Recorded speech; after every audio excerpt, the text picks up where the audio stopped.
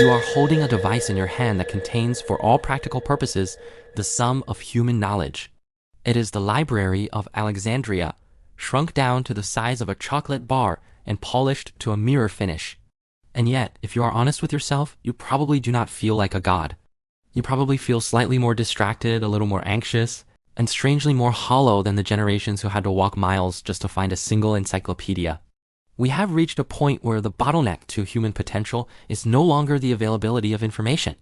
It is the rate at which our wet biological brains can actually absorb it.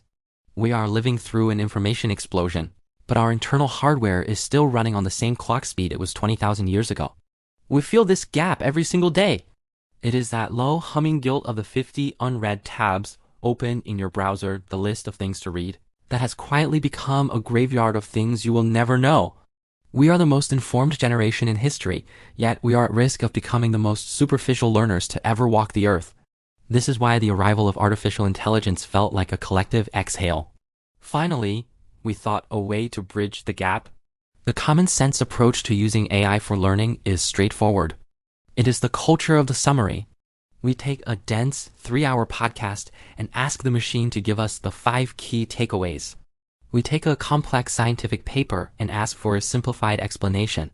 It feels like we have found a loophole in reality. We think we are being efficient. We think that by stripping away the filler and getting straight to the truth, we are hacking our way to brilliance. It is a seductive idea because it is so frictionless.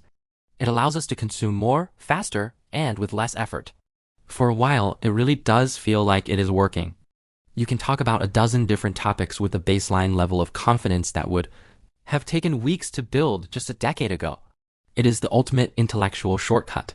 But there is a quiet, uncomfortable glitch in this beautiful new world. Have you ever noticed how quickly that shortcut knowledge evaporates? You read a perfectly constructed high summary of a book. You feel that spark of understanding in your chest, and then 48 hours later, you can barely remember the title, let alone the nuance of the argument. This is the fluency illusion. Our brains are incredibly good at confusing ease of processing with depth of understanding. When an AI explains something to you perfectly, it removes all the friction. But here is the problem: friction is exactly what the brain needs to actually learn. Without the struggle of trying to make sense of a difficult sentence or the frustration of a concept that will not quite click, the brain decides the information is not important enough to keep. By making learning easy, we are inadvertently making it temporary. We are essentially trying to build muscle by watching someone else lift weights. It looks productive, but your own arms are not getting any stronger. To understand why this happens, we have to look at the cold, hard biology of the mind. Learning is not a recording process. It is an encoding process. Every time you learn something new, you are physically rewiring your brain. You are building new neural pathways, encoding them in a fatty substance called myelin that allows signals to travel faster. But here is the catch: myelin only grows when those pathways are under stress. It is a metabolic cost. Your brain is an energy-saving machine, and it will not spend the calories to build those pathways unless it absolutely has to. When you use AI to bypass the struggle, you are telling your brain that the heavy lifting has already been done. So it stays in power-saving mode. The information stays in your short-term working memory, a tiny, leaky bucket, and never makes it into the deep, permanent vault of long-term storage. To learn 10 times faster, you do not need less friction. You need more of the right kind of friction. Think about the difference between a tourist and a local. A tourist follows a GPS. They get to the destination perfectly, but if the battery dies, they are lost. They have not learned the city. They have just followed a line. A local, however, has spent years taking wrong turns, getting lost, and figuring out how the streets connect. They have a mental map. Most people are using AI like a GPS. They get to the fact, but they never build the map. If you want to master a subject, you have to stop asking the AI to show you the way and start asking it to challenge your sense of direction. Imagine a student named Sarah who wants to understand the principles of game theory. The old way would be to read a textbook. The new common way would be to ask an AI for a summary. But Sarah chooses a third path.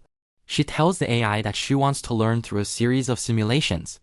She tells the machine not to explain anything yet, but to give her a scenario where she has to make a choice, and then show her the consequences of that choice. After 3 rounds, She asks the AI to force her to explain the underlying logic back to it. And then she tells the AI to tear her explanation apart. Suddenly, Sarah is not just reading. She is playing. She is making mistakes. She is feeling the sting of a bad decision. When she finally tries to explain the logic and the AI points out a flaw in her reasoning, her brain recognizes that gap as a problem that needs solving. That is the moment the myelin starts growing. That is when the 10 times faster learning actually happens. It is not about the speed of the delivery. It is about the intensity of the engagement. This requires a fundamental shift in how we talk to these machines. We have to move from information retrieval to cognitive partnership. This brings us to method 1, the simulation chamber.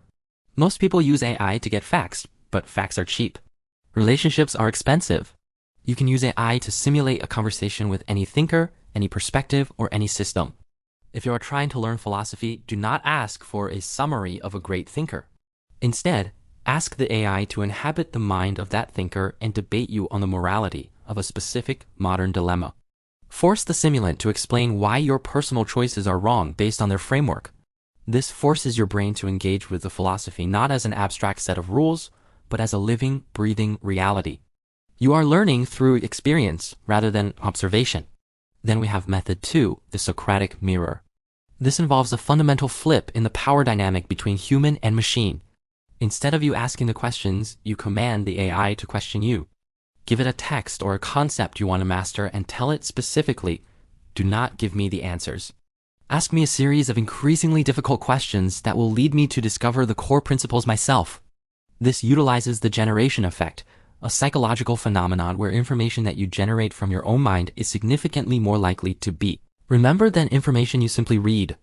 The AI becomes a guide that walks you to the edge of the cliff but refuses to carry you across. You have to jump. And in that jump, you learn to fly. This leads into method 3, the mental model stress test. Real learning is not just about adding new ideas. It is about discarding old, incorrect ones.